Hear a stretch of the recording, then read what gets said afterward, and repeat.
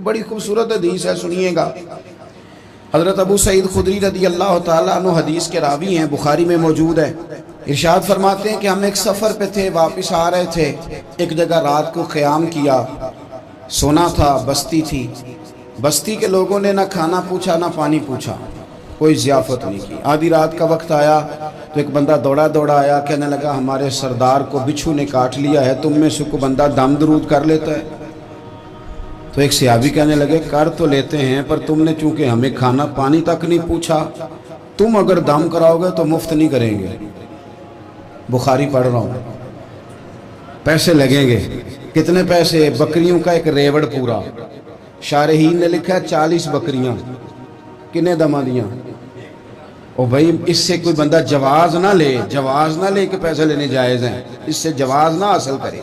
आप बात को समझे, पास मंजर क्या है। पानी तक नहीं तुमने पूछा। कुछ लोगों का इलाज होता है, उन्होंने कहा पैसे लेंगे दम कर देंगे। सहाबी ने कहा, हज़रत अबू सईद खुदरी रज़ी अल्लाह ताला अन्हु फरमाते हैं वो चूंकि तंग थे, बिच्छू काट गया और सरदार को कहा चल तो सही ना। वो सहाबी गए, सूरह फातिहा पढ़ के दम किया, और हदीस बुखारी से मैं आपको दिखाऊंगा। लोग कहते हैं दम किधर से आ गया? बुखारी पढ़ रहा हूँ, सही बुखारी। शिफा तो अल्लाह ने देनी है, रब करीम ने शिफा दे दी। बकरियां ले ली, आ गए जहां आराम कर रहे थे उस जगह। सहाबा में इख्तलाफ हो गया, कुछ कहने लगे बकरियां लेनी चाहिए थी, कुछ कहने लगे नहीं लेनी चाहिए थी। हज़रत अबू सईद खुदरी रज़ी अल्लाह ताला अन्हु फरमाते हैं फिर हमने फैसला किया चुप करके सो जाओ, सुबह हुजूर की बारगाह में जाएंगे। अगर करीम ने कहा लेनी चाहिए थी फिर तो मौज बन गई, और अगर कहा नहीं लेनी चाहिए थी तो बकरियां हाँक के वापस कर जाएंगे। मसला क्या है? कहते हैं सुबह गए हुजूर की बारगाह में, जाके मसला अर्ज किया, या रसूलल्लाह उन्होंने भी पानी कोई नहीं पूछा था, हमने भी कहा दम करेंगे तो पैसे लेंगे, तो हमने ये बकरियां ली हैं। शारहीन लिखते हैं 40 थी शायद। तो या रसूलल्लाह अब क्या करें? हुजूर मुस्कुराने लगे, हुजूर मुस्कुराने लगे। जिसके गुच्छे से लच्छे जड़े नूर के, उन सितारों की नुज़हत पे लाखों सलाम, और जिसकी तस्कीन से रोते हुए हंस पड़े, उस तबस्सुम की आदत पे लाखों सलाम, और उनकी बातों की लज्जत पे बेहद दुरूद, उनके खुतबे की हैबत पे लाखों सलाम। हुजूर मुस्कुराने लगे और मुस्कुरा के पूछा अच्छा पढ़ा क्या था? या रसूलल्लाह सूरह फातिहा। फरमाया सिखाई किसने थी? कहा या रसूलल्लाह आपने। फरमाया फिर आधी बकरियां मेरी हैं आधी तुम्हारी हैं, और मेरा हिस्सा निकालो ना भाई। हज़रत आयशा सिद्दीक़ा रज़ी अल्लाह ताला अन्हा फरमाती हैं मैंने नबी पाक सल्लल्लाहु ताला अलैहि वसल्लम को ना मर्ज़े विसाल तक देखा है, हुजूर के विसाल तक, कि हुजूर कुरान पाक की आखिरी 2 सूरतें पढ़ के सूरत फलक और नास अपने हाथों पे फूंकते थे, फिर जिस्म पे मलते थे। कुरान पाक में शिफा है। अब तो लोगों ने दम दरूद को ना इसको बड़ा हल्का सा काम समझ लिया। वैसे भी ये आमलों के हथे चढ़ गया, मलंगों के हथे चढ़ गया, कारोबार बन गया, तजारत बन गई। वरना कुरान पाक की आयात पढ़ी जाएं तो हुजूर ने फरमाया सूरह फातिहा में शिफा है, इसमें करम है। ये चीजें जो बड़ी हमारे लिए सूदमंद थी, फायदा मंद थी, हम छोड़ गए। मेरे नबी करीम अलैहिस्सलातु वस्सलाम ने मुसल्ले से दिल लगाने का दर्स दिया, हुजूर ने तवज्जो दिलाई। सहाबा इस ज़ौक़ के हामिल लोग थे, वो कोशिश करते थे। जनाब सिद्दीक़ अकबर रज़ी अल्लाह ताला अन्हु का इबादत का मिजाज हमेशा कायम रहा। हज़रत उमर फ़ारूक सारी सारी रात अल्लाह के हुजूर खड़े रहे। हज़रत उस्मान गनी रज़ी अल्लाह ताला अन्हु इशा की नमाज पढ़ के 2 रकतों की नियत बांधते थे, 15 सिपारे पहली रकत में पढ़ देते थे और 15 सिपारे कुरान मजीद के दूसरी रकत में पढ़ देते थे। आपने ना हज़रत उमर फ़ारूक के विसाल के बाद उनकी एक बेवा से निकाह किया। हज़रत उस्मान गनी ने निकाह किया। वो खातून आपके निकाह में आई तो अर्ज़ करने लगी अमीरुल मोमिनीन मेरे लिए एजाज़ तो बहुत है कि मैं अमीरुल मोमिनीन की बेवा थी तो अमीरुल मोमिनीन की मनकूहा हो गई हूँ, लेकिन हुजूर न तो मैं जवान हूँ कि मेरे अंदर रगबत होती और ना मैं अब इस काबिल हूँ कि कोई खिदमत कर सकूँ, मेरे साथ निकाह की वजह क्या बनी? तो उस्मान गनी रो पड़े, फरमाने लगे मैंने उमर फ़ारूक को मस्जिद में अपने रब से डरते हुए देखा है, मैंने उसे रोते हुए देखा है, अदल करते देखा है, इंसाफ करते देखा है, उम्मत की खैर खाई करते देखा।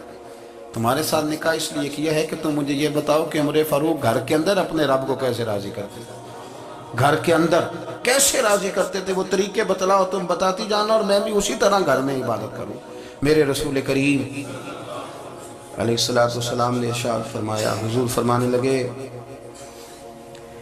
جس گھر میں اللہ کا ذکر ہوتا ہے وہ گھر زندوں کا ہے، اور جس گھر میں رب کریم کا ذکر نہیں ہوتا وہ گھر زندوں کا نہیں ہے۔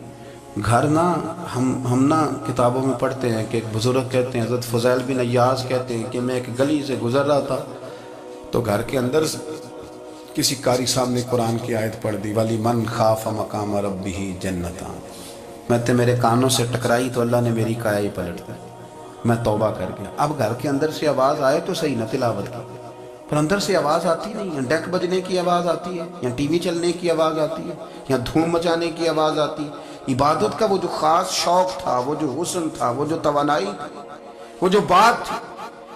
ایک جگہ پہ ہم بیٹھے تھے تو وہاں ایک صاحب آئے اور انہوں نے آتے ہی کہا کہ مہربانی کریں ذرا مجھے مصلی دے دیں، میرے نہ کچھ نفل رہ گئے۔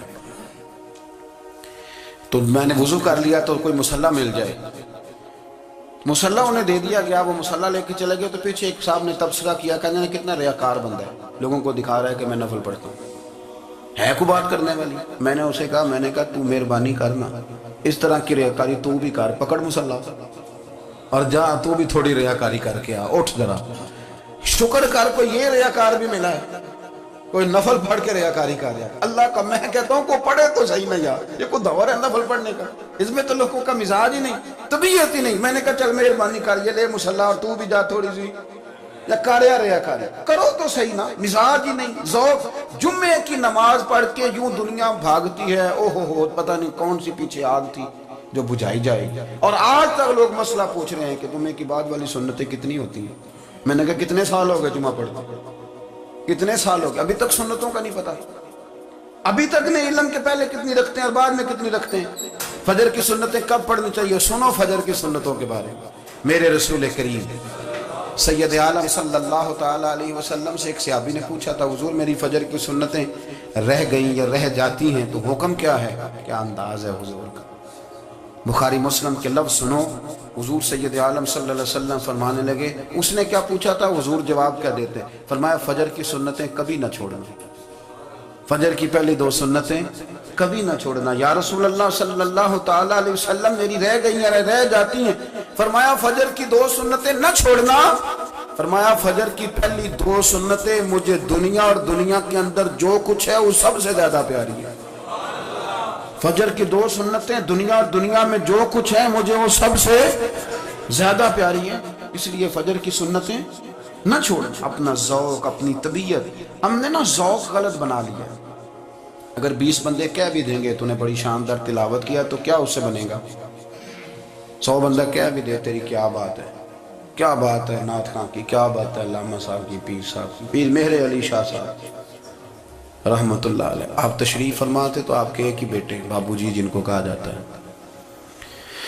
جس دن صاحبزادے پیدا ہوئے تو خادم نہ وہاں سے نکلا، ان لوگوں کے شوق اور طرح کے تھے نا تو ان کی توجہ بھی اپنے شوق کی طرف رہتی، تو خادم نکلا اندر سے، پیر صاحب مبارک ہو، پیر صاحب مبارک ہو، پیر صاحب مبارک ہو، پیر صاحب مبارک ہو، شور کر رہا ہے۔ تو پیر صاحب کو وجد ہو گیا، اللہ اکبر اللہ اکبر اللہ، وہ کیا ہوا، کس بات کی مبارک دے رہے ہو؟ عرض کی حضور اللہ نے بیٹا دیا۔ تو آپ فرمانے لگے اچھا حضور آپ کیا ہوا، آپ تو پریشان ہو گئے۔ فرمانے لگے جب تو نے 3 دفعہ کہا نا مہر علی کو مبارک ہو تو میں سمجھا تھا شاید تجھے کسی نے بتا دیا ہے کہ مہر علی سے اللہ راضی ہوگا، میں سمجھا تھا کہ شاید تو یہ خبر لے کے آیا ہے کہ کسی نے بتایا ہے کہ مجھے آج خبر ملی ہے کہ مہر علی سے رب اچھا پتر ہوا ہے، الحمدللہ اللہ کا شکر ہے، پر میرے لیے مبارک کا دن وہ ہوگا جب میرا رب کہے گا کہ میں مہر علی سے راضی ہوں، میرے محبوب کہیں گے کہ میں مہر علی سے۔ آپ بات کو سمجھیں، شوق ہی کسی اور طرف تھا، دل ہی کہیں اور لگا ہوا تھا، طبیعت ہی کہیں اور مائل تھی۔ کوئی وظیفہ پوچھتے تھے تو پڑھتے تھے وہ لوگ، کچھ اللہ انہیں بتائی جاتی تھی تو کرنے کا ذوق رکھتے، طبیعت تھی، قائل تھے۔ حضرت ربیع کہتے ہیں میں بڑی دور سے سفر کر کے گیا حضرت اویس کرنی سے ملنے، بڑی دور سے، اور جب میں پہنچا تو فجر کا وقت تھا، تو حضرت اویس کرنی کو میں نے پا لیا، تو وہ نماز پڑھ کے نا قرآن شریف لے کے بیٹھ گئے۔ فرماتے ہیں اشراق چاشت کا وقت ہوا تو نفلوں کی نیت باندھ لی۔ محدث ابن الجوزی نے لکھا ہے، فرماتے ہیں پھر جب زوال کا وقت ہوا تو مسجد میں جھاڑو دینے لگ گئے۔ ظہر کی نماز پڑھ کے تو عصر کی تیاری تک وہ مسجد میں بیٹھے رہے، اور میرے نبی پاک علیہ السلام نے فرمایا جو نماز کے انتظار میں بیٹھا ہو وہ نماز ہی میں ہے، وہ نماز ہی میں ہے۔ فرمایا میری دنیا، میری امت کی جو رہبانیت ہے نا وہ اتنی ہے کہ نماز کا انتظار کرے، اذان کے بعد نماز کا یہ راہب ہے، یہ اس وقت چھوڑ کے بیٹھے ہیں سارا کچھ۔ فرماتے ہیں عصر تک انہوں نے اللہ اللہ کی، پھر مغرب تک کی، عشاء کی نماز ہوئی تو نماز پڑھی تو وہ تھک گئے، اب مجھے وہ فارغ ہوں مصلی چھوڑے تو میں ملاقات کروں نا۔ یہ آپ حیران نہ ہو کہ اتنی دیر بندہ کیسے اللہ اللہ کر، ہم نے کی نہیں نا اس لیے ہم پریشان ہیں، جو عادی ہوتے ہیں وہ کر بھی لیتے ہیں، وہ یہ کام۔ میری بات بھی سمجھ آ رہی ہے؟ جب جاتے ہو کسی دفتر میں تو 8 گھنٹے کھڑے رہ لیتے ہو نا، مجبوری ہوتی ہے تو کھڑے رہا جا سکتا ہے۔ پاسپورٹ کا دفتر، بولیے امیگریشن کی لائنوں میں، اور میں نے تو امبیسیوں میں بندے 12 گھنٹے پہلے جا کے کھڑے دیکھے، رہ لیتے ہیں کھڑے۔ تو اگر ان کاموں کے لیے رہا جاتا ہے تو اللہ رسول کے لیے بھی کھڑے رہا جا سکتا ہے۔ تو فرمانے لگے کہ جب عشاء کی نماز کے بعد آخر انسان سے تھک گئے، نیند کا غلبہ ہوا تو تھوڑی ایسے آنکھ بند ہوئی تو کھلی تو رونے لگے۔ حضرت اب ایسے کرنی، رو کے کہنے لگے مالک مجھے غافل تو نہ کر، ابھی میں نے کیا بھی کچھ نہیں، دن ختم ہو گیا، کوئی نفل نہیں، کوئی اللہ اللہ نہیں، اللہ مجھے غافل نہ کر، میری مدد فرما۔ فرماتے ہیں جب وہ روئے تو میرے ساتھ جو شخص تھا میں نے کہا اٹھو چلیں، کہنے لگا حضور ملنا نہیں، فرمایا جو میں لینے آیا تھا وہ مجھے مل گیا، جو میں ان سے سیکھنے آیا تھا وہ مجھے نصیب ہو گیا، اب اور میں نے کیا لینا، ختم ہو گئی بات، اٹھو چلیں۔ اللہ کے بندوں نے حضرت ربیہ بن کعب اسلمی رضی اللہ تعالیٰ عنہ فرماتے ہیں، کہتے ہیں جب بنو قریظہ اور بنو نذیر یہودیوں کے ساتھ حضور علیہ السلام نے جنگ کا اعلان فرمایا تو وہ دشمن ہو گئے، ہمیں خطرہ تھا کہ وہ رات کو کہیں محبوب کو تکلیف نہ دیں، تو کچھ لوگ نا تلواریں لے کے نبی پاک کے دروازے پہ پہرے داری کرتے تھے۔ گن مین رکھنا حرام نہیں، اگر کسی کو واقعی خطرہ ہو تو اس کے لیے سنت بھی ہے۔ حضرت علی المرتضیٰ تلوار لے کے حضور کے گھر کا پہرا دیتے تھے۔ حضرت ربیہ بن کعب اسلمی رضی اللہ تعالیٰ عنہ فرماتے ہیں کہ رات میری ڈیوٹی تھی کہ میں حضور کے گھر کا پہرا دوں گا، تو فرماتے ہیں میں باہر سن رہا تھا، ساری رات ہی میرے نبی پاک نے اللہ کی تسبیح پڑھی، ساری رات، کبھی تسبیح، کبھی تحلیل، کبھی تحمید، کبھی تکبیر، ساری رات۔ فرماتے ہیں ساری رات حضور پڑھتے رہے اور ساری رات ہی میں سنتا رہا، مجھے اونگ آ گئی، میری آنکھ لگ گئی، حضور ابھی پڑھ رہے، میں تھک کے سو گیا، اور فرماتے ہیں جب میری آنکھ دوبارہ سے کھلی تو میرے کانوں میں پھر کوئی چیز گونجی تو میں نے کان لگایا تو میرے حبیب ابھی بھی اللہ کو یاد کر رہے، ساری رات حضور رب کی عبادت کرتے سو۔ اسی لیے تو کہا یا ایھا المزمل قم اللیل الا قلیلا، حبیب ساری رات تو نہ جاگا کر، تھوڑا آرام بھی کر لیا کر۔ میرے بھائی اپنا مصلی، اپنی عبادات، اپنے وظائف، اللہ اللہ جو آپ نے کسی سے سیکھی ہے اس کو کبھی کمزور نہ ہونے دیں۔ شجرہ شریف جو کسی بزرگ سے آپ لے لیتے ہیں تو کیا رسم ہے کوئی؟ اس پہ کچھ لکھا ہوتا ہے، وہ پڑھنے کے لیے دیا جاتا ہے، اس پہ لکھا ہوتا ہے کہ یہ اللہ اللہ آپ نے کرنی ہے۔ ساری زندگی کسی اسکول میں داخل ہو گئے اور وہاں جا کے آپ نصاب ہی نہ پڑھیں، کتاب ہی نہ کھولیں تو پاس ہو جائیں گے؟ تو کہتے ہیں میں 20 سال جاتا رہا ملا کچھ نہیں، تو آپ نے لیا کیا ہے؟ ایک اتنی سی کتاب تھی، اس کو تو کھول کے آپ دیکھ نہیں سکے، اس کے وظائف تک تو رسائی نہ ہوئی، اس لیے کہ اللہ اللہ کرنا مشکل ہے اور تصویر کھچانا یہ آسان کام ہے۔ تو جو آسان ہے اس طرف ہماری توجہ لگی رہتی ہے اور جو مشکل ہے اس طرف ہم ذوق پیدا نہیں کرتے۔ تمہیں پتہ ہے کہ عبادت اللہ کی کرنی چاہیے، تمہیں پتہ ہے کہ نماز پڑھنی چاہیے، تم جانتے ہو کہ نوافل ادا کرنی چاہیے، تمہیں پتہ ہے کہ سجدے آنکھیں بند کر کے جھوٹ کی زندگی جی کے اپنے ساتھ بددیانتی کر کے دھوکہ دے کے اپنے آپ کو دائیں بائیں اپنے آپ کو کہیں مصروف رکھ کے کچھ وقت ضائع تو کر لیتے ہو، پر تمہیں پتہ تو ہے نا کہ عبادت اللہ کی کرنی، تمہیں اس کی خبر ہے۔ فرمایا اس رب کی، دیکھیں نا انسان پر اگر کوئی شخص نیکی کر دیتا ہے، احسان کر دیتا ہے تو انسان اس کے سامنے پھر گردن نہیں اٹھا سکتا، یار یہ میرے مشکل وقت کا دوست ہے، اس نے میرے ساتھ نیکی کی ہے، کبھی بھی گردن نہیں اٹھائے گا، جھکا کے رکھے گا۔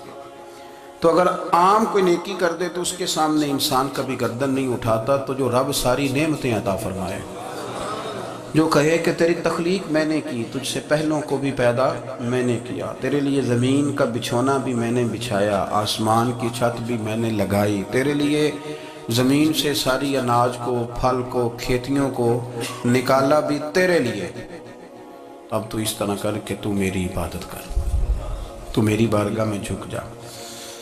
بہت سارے نشے لوگوں کو لگے ہوئے ہوتے ہیں، ہر آدمی کوئی نہ کوئی نشہ کرتا ہے، کوئی دولت کا کرتا ہے، کوئی شہرت کا کرتا ہے، کوئی اپنی تعریف کا نشہ کرتا ہے، دو چار لوگوں سے تعریف سن کے مطمئن ہو جاتا ہے۔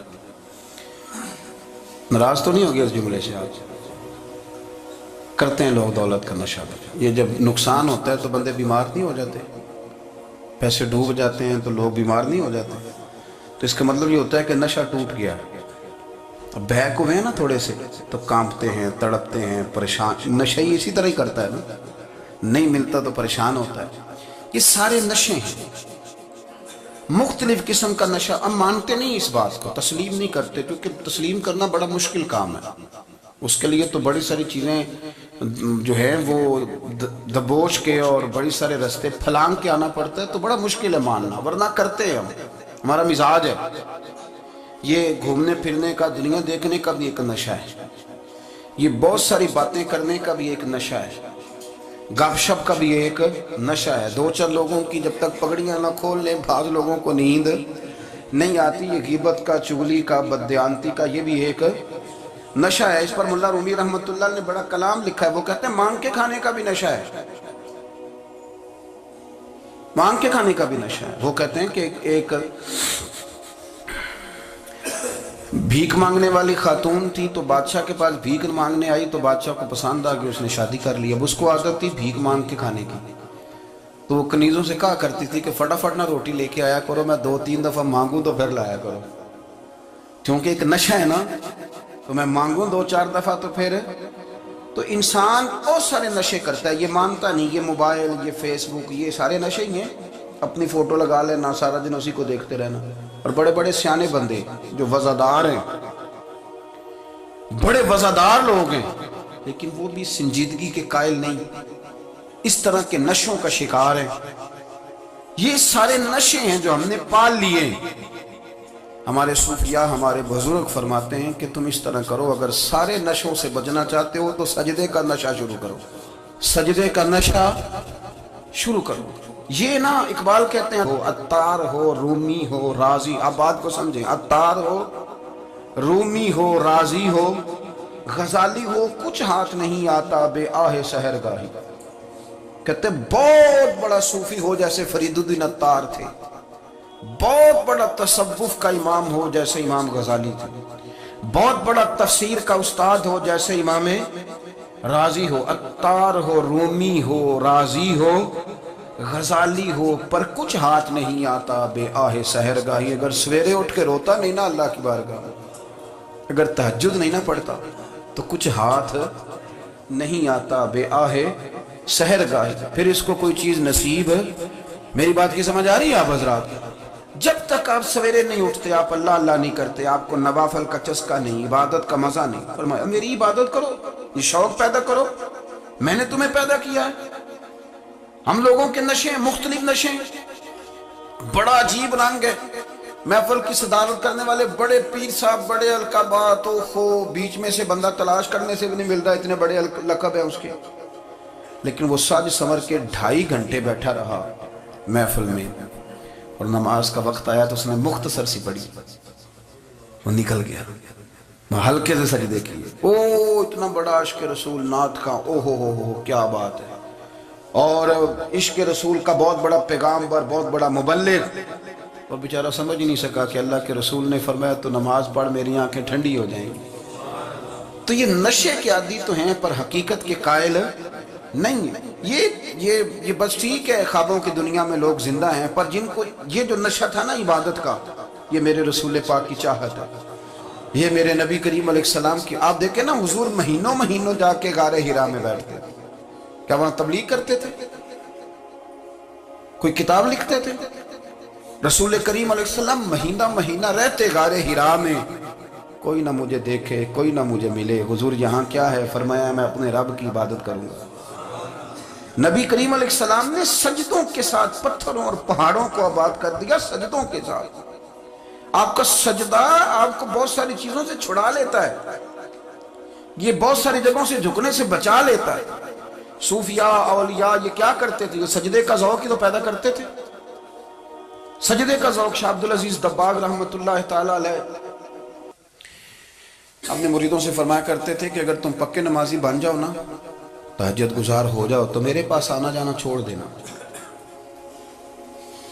عرض کی حضور کیوں؟ فرمایا میں تمہارے اور رب رسول کے راستے میں رکاوٹ نہیں بننا چاہتا، اب میرا مقصود ہے تمہیں وہاں تک پہنچانا، جب پہنچ گئے تو پھر میری ضرورت ختم ہو گئی۔ ہاں کبھی وسوسہ آئے، شک پیدا ہو، تکلیف ہو تو آنا، ورنہ میں نہیں چاہتا کہ میں رکاوٹ بنا رہا ہوں۔